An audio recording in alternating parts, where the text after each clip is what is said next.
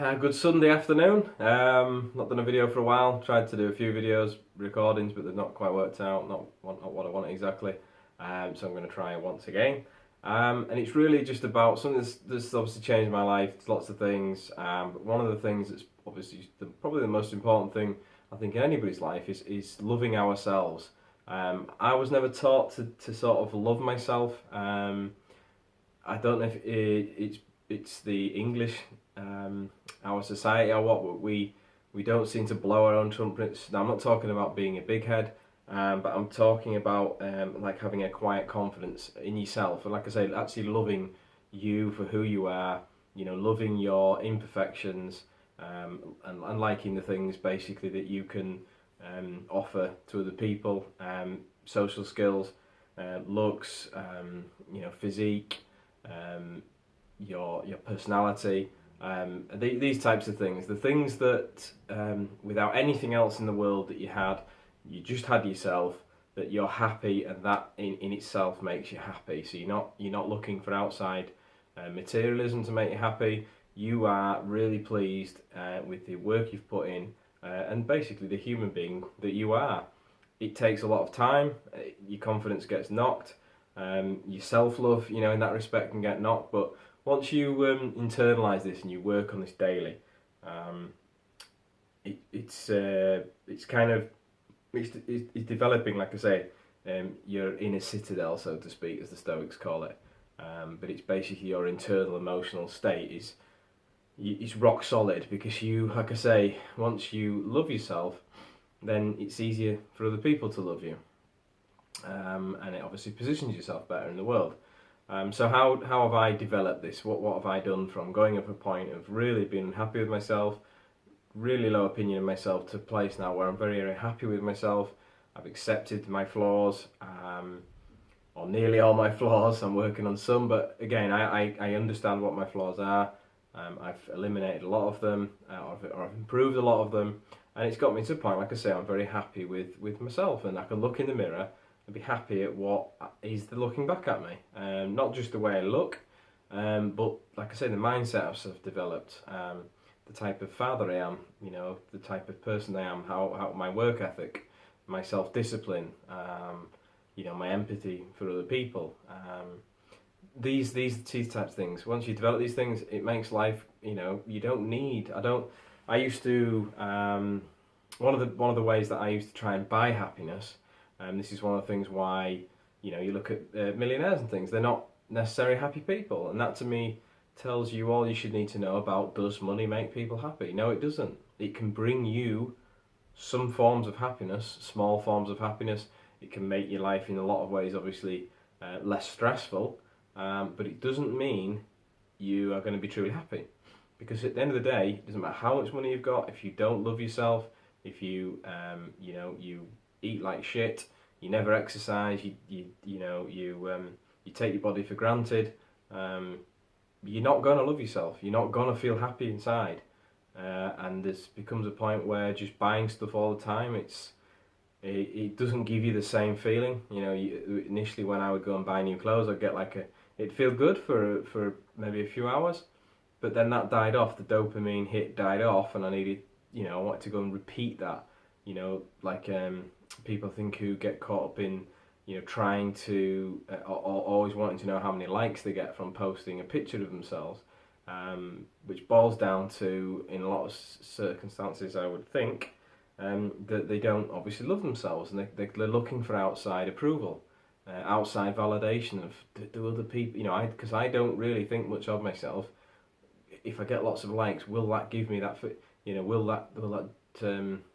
that help me love myself? It doesn't do that. So, buying material things to try and, fill a void in your life, because if you don't love yourself, which also leads to obviously not being as happy as you could be. Those things don't buy me happiness. I don't, obviously there's nothing wrong with buying things if I need things, or there's certain things that I particularly enjoy. So like technology, I like, TVs, surround sound systems. I like, the definition of the Blu-ray, say. These are things that I enjoy. So I will, when I earn my money and save my money, these are the sorts of things I will buy.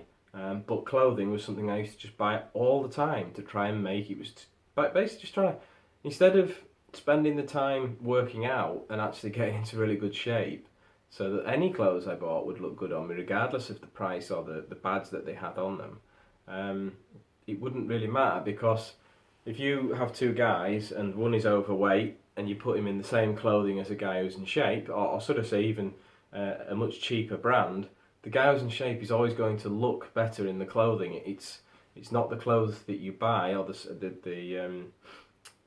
price of them. It really is the person in the clothing, how that they will fit, and what that person looks like in the particular style, of clothing.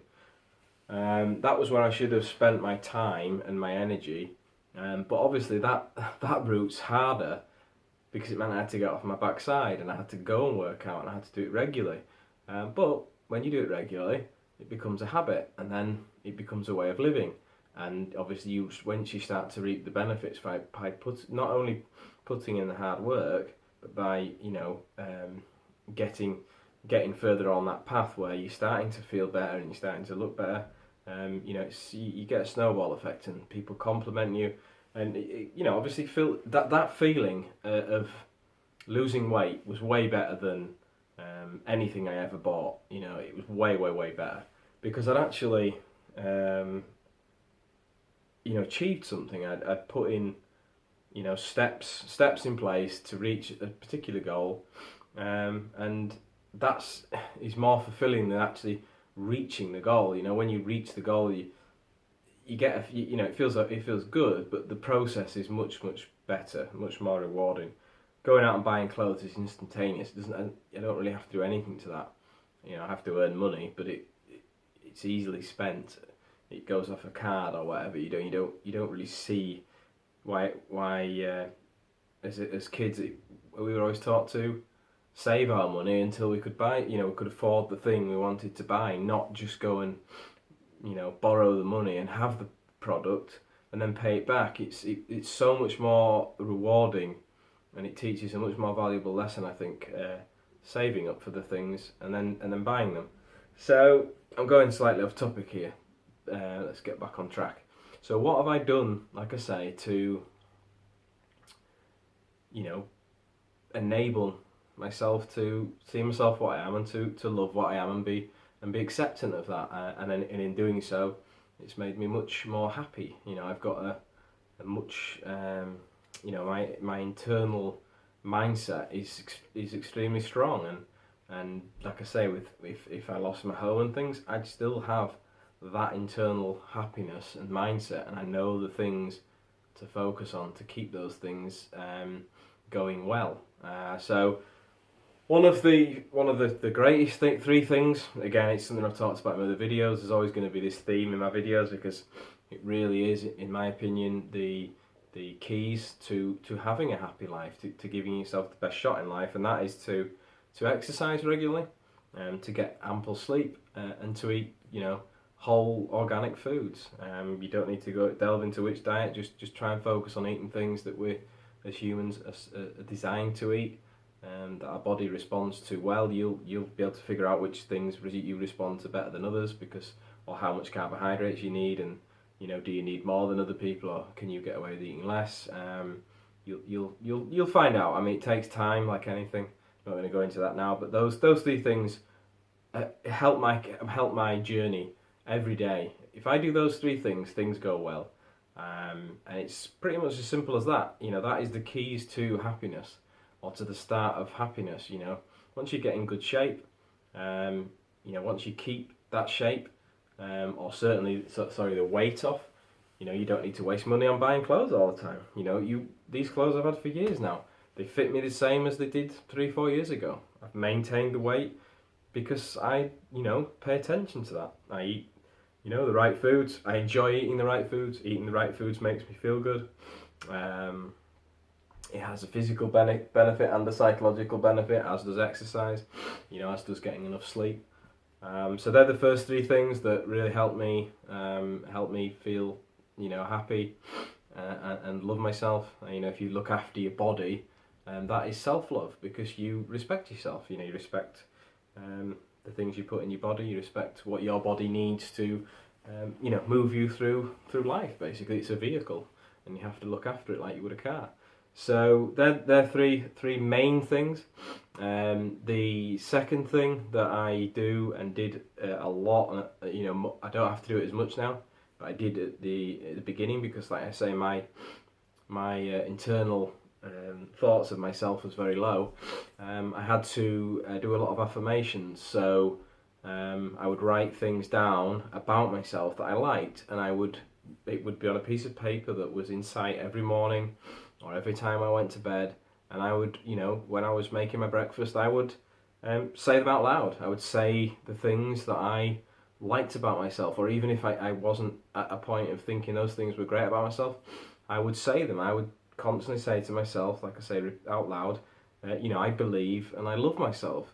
And once you say it, the more you say it, the more you say it, and the more you say it, you start to believe it. You rewire the brain, to thinking that about yourself, and then you do start to see the good in yourself, and you start to worry less about other people and just think more about yourself, and developing yourself. If you've never done any self development, there's always there's huge room for growth there, and within that growth, you will love yourself for it. You'll be proud of yourself and you'll be happy. So those affirmations, like I say, writing them down on a piece of paper, saying them out loud, is much more powerful, especially in the morning. And I think before you go to bed, I think it's a really good time to do them. We get caught up in the day, you can't always do it. The third thing that is huge is my self-talk. Anybody's self-talk is either negative more often than not, I think, or is positive. And again, it can be shifted. I was extremely negative about everything. That was all I was focusing on. What was negative in this situation? What was negative about me? What was negative about the world? What was, just negative. That was all. I couldn't even see the positive. Even if somebody paid me a compliment, I would just brush it off, because I didn't believe in myself. I didn't believe what they were saying. I would put a twist on it to say that it was they were just saying that for the sake of it. It was really strange, but that when you're in such a negative mindset, that these are the things that you do. It's like you want to stay there for whatever reason. So you have to start to reverse that. So the first thing is you have to, pick yourself up for when you're saying it, or pick up on yourself when you're saying it. So I would say, I might do something like, oh God, bloody, why can't I do that? Why didn't I talk to that person? I'm useless, so I'm stupid. First, I had to say to myself, I've just said something negative to myself, and I would then say, right, instead of saying what I've just said, how can I replace that with something positive? So if I went to talk to somebody and it went wrong, instead of beating myself up by saying something like to myself, oh, that went really bad and I looked stupid and it was embarrassing. Instead of saying that, I could say, actually, I've learned something new. I actually did it, at least. Something that I could never do, say. And that's two positives that I could take from that. And just don't focus on the negatives, keep focusing on the positives, and those interactions will be more successful. And you become more numb to it. So instead of overanalyzing every single little thing you do in your day, you just start to pick out the positives of things. There's always, in any failure or anything negative, you can always put a positive twist on it.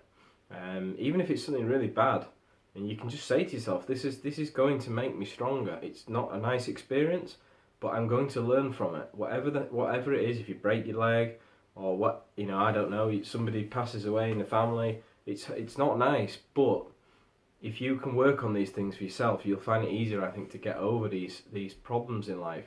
The more you can toughen your mindset to these types of things, or to life, just in general. It's like training for life.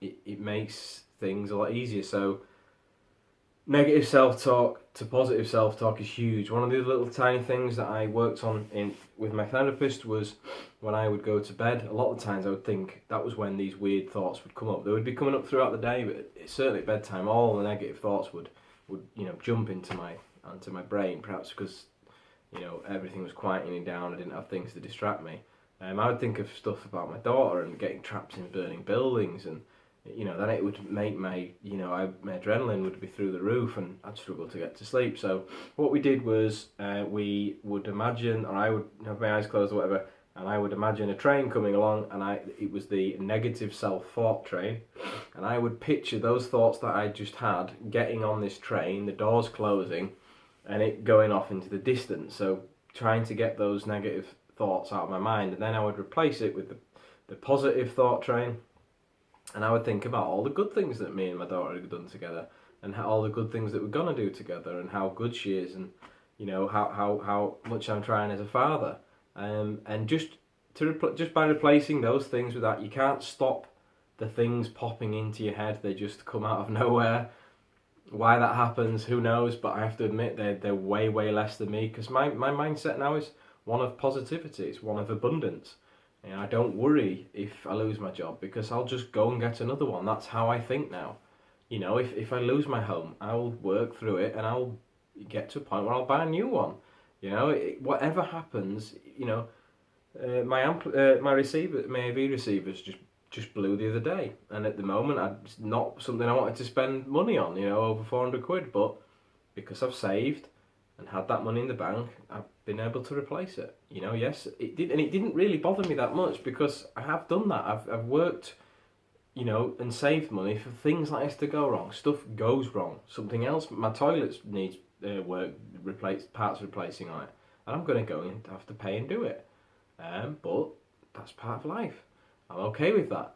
So replacing negative self-talk with positive self-talk has been a massive thing that has changed my self-love and happiness. One of the other things which is it's basically similar to that is visualization. So visualizing, spending 10 minutes some quiet time, closing your eyes, and again, instead of thinking about negative stuff, think about where your life could be. Think about where you'd like it to be. And the important thing with visualization is making the visualizations as vivid as possible, and as detailed as possible. The more detailed and the vivid it is, the more your brain perceives it as being real. And again, it just slowly builds into your subconscious of what you want in your life, and where you want to be, and who you want to be with, or what job you want to have, or where you'd like to live.